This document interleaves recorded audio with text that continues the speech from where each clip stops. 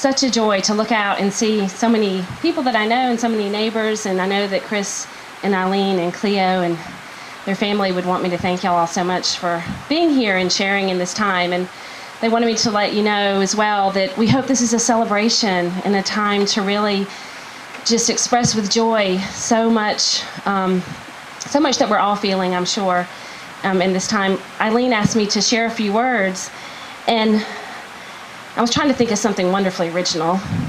And I kept going back to something that many of you may have read, this beautiful piece that Chris wrote that has been very widely published and shared on my Facebook page about 100 times because I think it's so wonderful.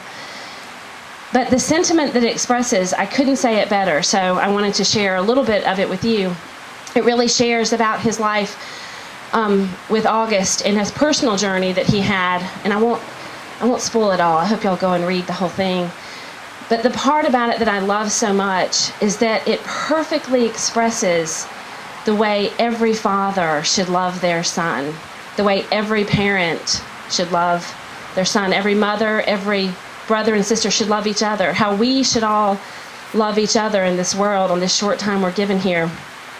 One of my favorite parts comes towards the end when he says, this is quoting him, "And I agree with Rabbi Harold Kushner when he writes and talks about bad things happening to good people.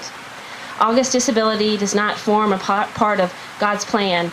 It does not serve as a tool for God to teach me or anyone else wisdom. What kind of God would it be anyway, to deprive my boy of speech and movement just to instruct me? A cruel and arbitrary God. God's disabilities are not a blessing, but neither are they a divine curse. To traffic in a cosmic economy of blessings and curses is to revert to an ancient prejudice. Indeed, even though August's disabilities offer ample opportunity for public interpretation, they do not mean anything at all in and of themselves. They have no intrinsic significance. They simply are what they are.